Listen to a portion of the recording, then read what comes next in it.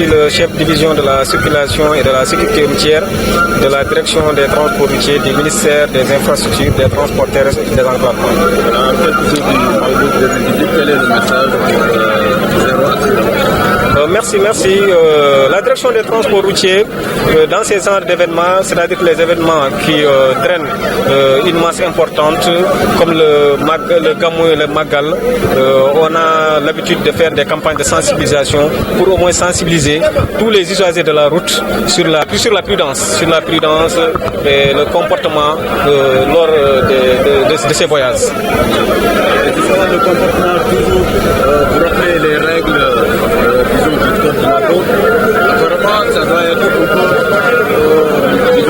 la garantie pour assurer la sécurité. En fait, nous on va au-delà de la code de la route. Parce que respecter le code de la route ne veut pas dire que vous êtes prudent sur la route. C'est-à-dire que des fois vous pouvez respecter le code de la route alors qu'il y a un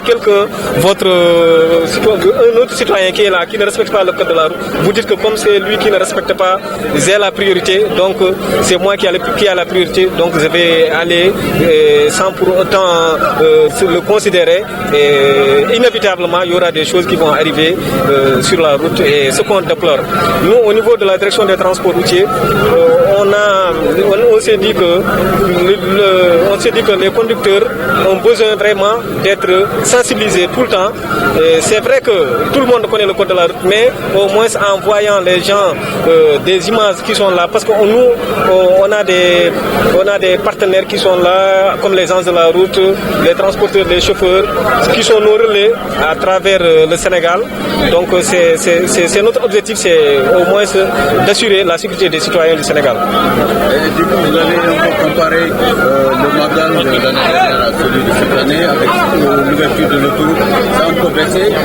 La Géroute a également ouvert l'autoroute depuis ce matin. Vous pensez que ça peut aider à réduire les accidents? Le contexte de cette année est différent de ces dernières années-là, parce que cette année, on a eu l'avantage d'avoir l'autoroute à Ila Touba qui est ouvert. Et l'autoroute, l'avantage est qu'il n'y aura pas de choc frontal, parce que tout simplement, les voies sont séparées. Donc les gens qui vont et les gens qui retournent ne sont pas en face. Donc il y a un terre-plein central qui les sépare. Donc ça, c'est une innovation majeure et ça, c'est un atout que les gens doivent exploiter. Maintenant, c'est vrai, l'autoroute n'est pas tellement prête, il y a la signalisation qui manque, mais l'État du Sénégal a mis des dispositions de telle sorte qu'il y aura des jalonnements des forces de défense et de sécurité pour dissuader les gens à ne pas faire des dépassements qui sont très dangereuses, la limitation de vitesse, l'utilisation du téléphone au volant. Donc on doit aussi respecter la vitesse qui est préconisée sur la route qui est de 80 km/h. Donc en respectant cette vitesse-là, on croit qu'on peut avoir, même si on n'a pas zéro accident cette année, on peut au moins diminuer la gravité des accidents. Parce que nous, notre objectif, c'est vrai, avoir le zéro accident, c'est ambitieux, mais c'est au moins diminuer la gravité. Même s'il y a un accident, qu'il n'y ait pas de dégâts matériels ni de mort. C'est ce qu'on souhaite. Le renouvellement des types de transport a débuté depuis le 5 novembre, mais vous avez également annoncé des projets qui concernent votre département. Oui, le renouvellement à Thiès, il faut bien préciser que c'est à Thiès qui a commencé le 5 novembre, mais à Dakar, on a commencé depuis au mois d'août. Donc à Thiès, on a commencé le renouvellement, le remplacement, c'est pas le renouvellement, c'est le remplacement des titres de transport existants, le permis de conduire. Maintenant, l'innovation dans ce remplacement, c'est l'introduction du groupe sanguin. Donc le groupe sanguin va beaucoup aider quand il y aura un accident de la circulation, donc à connaître le groupe sanguin de la personne qui est à bord. Maintenant, pour ce qui compte le Sénégal, la direction le ministre, l'État du Sénégal a engagé des réformes à travers des renouvellements. On a commencé par le renouvellement du parc urbain à Dakar. Maintenant, on a un projet de renouvellement du parc interurbain. Donc tous les véhicules qui font du transport interurbain vont être renouvelés d'ici peu. Donc le projet est en phase vraiment finale. Donc d'ici peu, tous les véhicules transport interurbain qui ne sont pas aptes à rouler vont être sortis de la circulation par le renouvellement de ce parc important. Parce que le Sénégal a une politique vraiment de professionnaliser le milieu du transport. Nous notons également la présence des gens de la route dans la sécurité. Est-ce que nous pouvons savoir la relation qui vous lie? En fait, fait,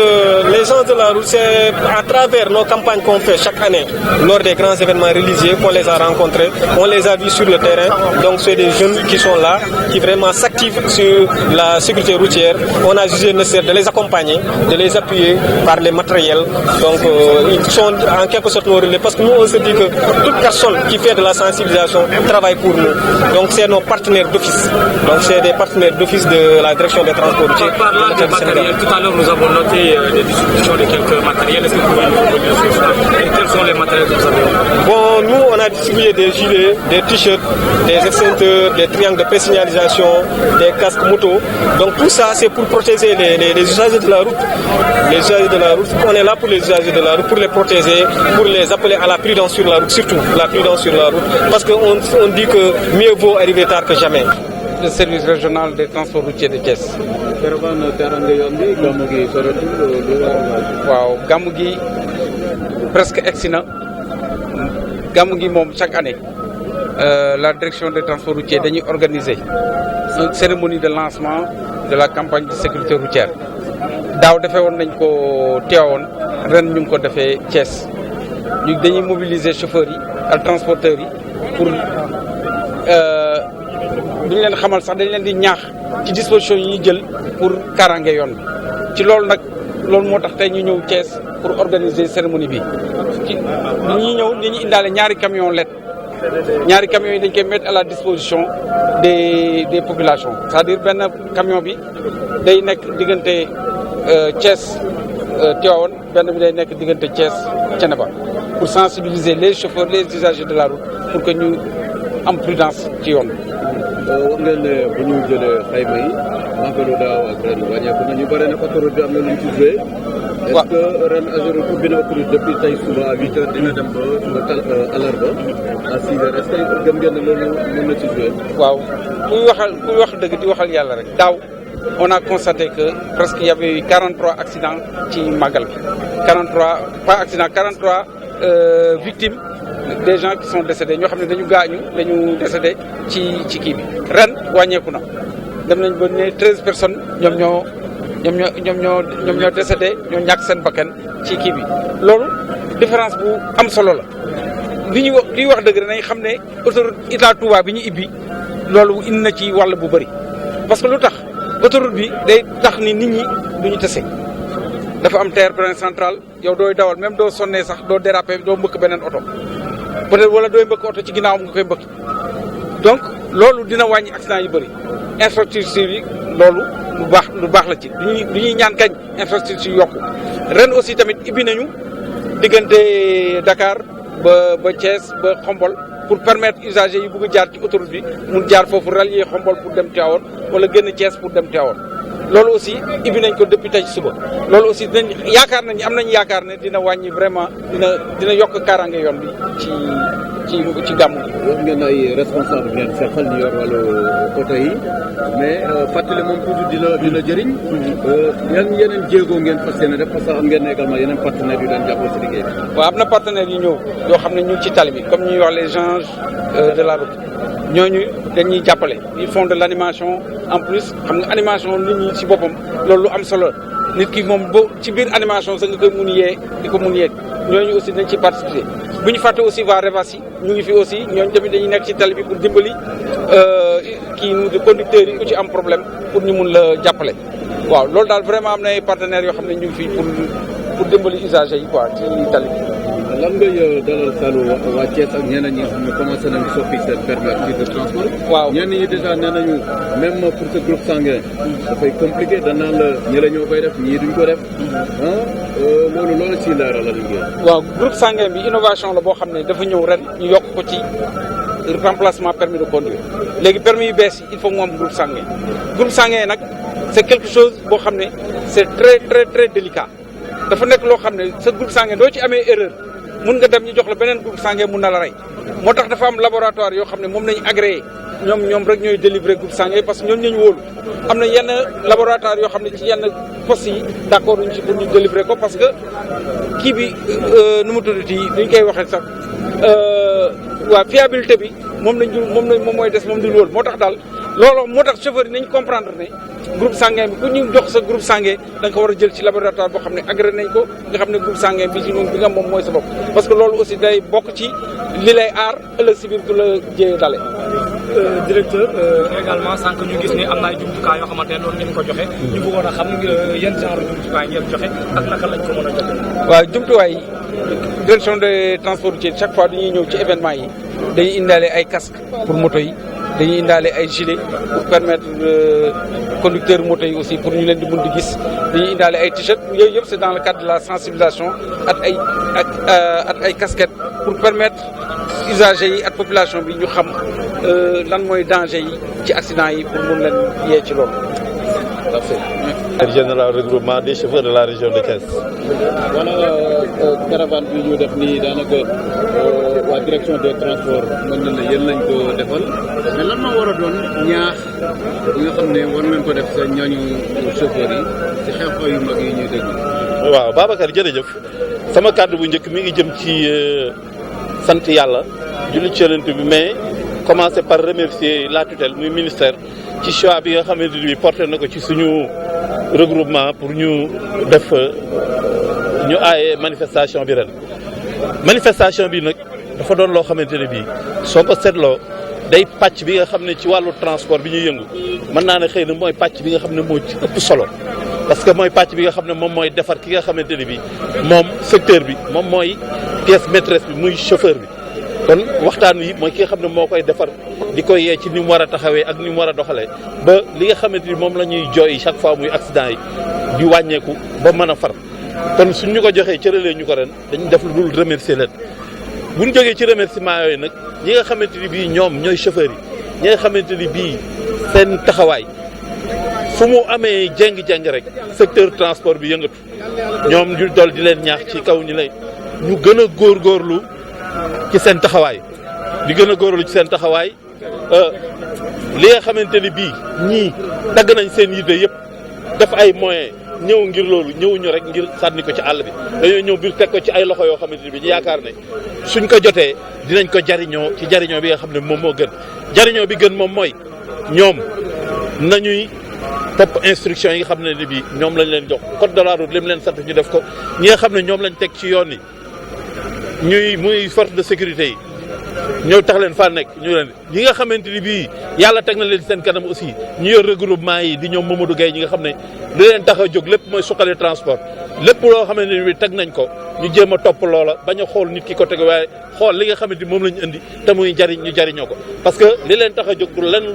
lu jëmale chauffeur kanam jëmale nit ñi kanam ma yaakaar ni loolu su amee kon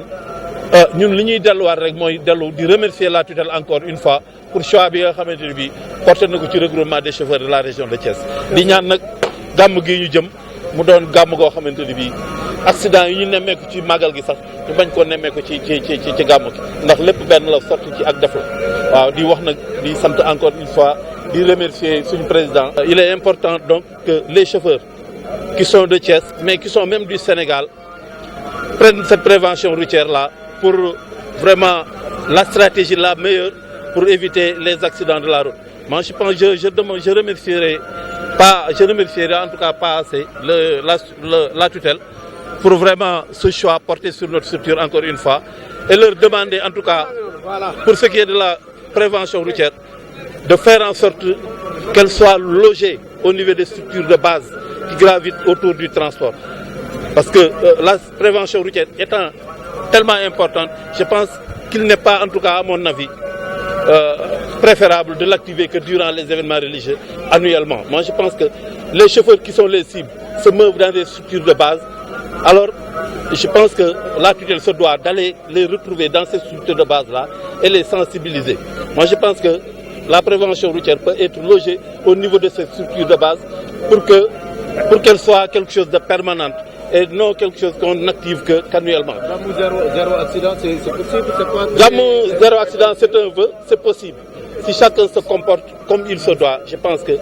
comme l'a dit tantôt Baye Mbacké, quand tu es dans ta voiture et que ton objectif c'est d'aller au Gamou et de retourner dans ta famille, si tu penses à retourner à ta famille, si c'est l'objectif qui est visé, je pense que la meilleure stratégie à utiliser, c'est vraiment de respecter la code de la route, de suivre les instructions des services de contrôle et réellement tu peux rentrer chez eux. Moi je pense que l'objectif zéro, beaucoup de gens pensent que c'est pas possible, mais c'est possible. asalaamaaleykum wa rahmatullah xanaa di sant ñëpp rek di gërëm ñëpp di sant askanu transport bi nga xamante ne bii ni moo regroupe l'ensemble des activités nga xam ne chauffeurs yi ak transporteurs yi ak ñi nga xamante ne ñooy voyageurs yi ñoo ko yor di gërëm bu baax a baax ñi nga xamante ne bii ni mooy direction des transports routiers yi teew fi tey wax dëgg yàlla am nañ mbégte bu baax a baax li ñu wax chauffeur yi mooy yàlla na yàlla may xel ak xalaatu dégg ko rek ndax buñ sañoon duñ dem hôpital duñ dem gendarmerie duñ dem it kaso ba comme ni ko tantôt Baye Mbacke waxee yàlla na yàlla dimbali chauffeur yi ba ñu dem ci jàmm ñëw ci jàmm ndax loolu rek la ñu souhaité te loolu mooy li nga xamante ni mooy exemple bi gën ci ñun. kaddu gi nag ñaar fàttali. waaw xam nga prévention du jar moom bu ñu ko waxee fàttali nag ki nga xamante ne bi ni jàpp nañu suñ ko waxee dina ko jëriñoo rek mooy askanu chauffeur ak askanu transport liñ leen di dolli toujours ñu ngi leen koy répété di leen ko répété waat di ñaan yàlla rek liñ leen wax ñu dégg ko te jëfee ko incha allah ndax màggalu daaw gis nga accident yi ni mu demee woon duñ ubbee autoroute Ila Touba bi accident yi wàññiku na ñuy ñaan yàlla ren accident yi gën a wàññikuwaat fii ba nga xamante ne bii ni gàmm gi zéro accident lay doon xëy na nag zéro accident mën naa am mu bañ a am waaye nan ñaan yàlla muy doon dégâts matériel te bañ a nekk perte humaine boo xamante ne nii bakkan da ci wadd wala lenn loolu daal la ñuy ñaan yàlla di ci ñaax chauffeur yëpp di leen jëlit suñuy disposition yi nga xamante ni moom lañ jëloon comme màggal gi demaat ci rajo yi dem ci télé yi waxtaan ak chauffeur yi orienté waat leen ci li nga xamante ne bii ni mooy li ñuy boole muy tali bi ak oto yi incha allah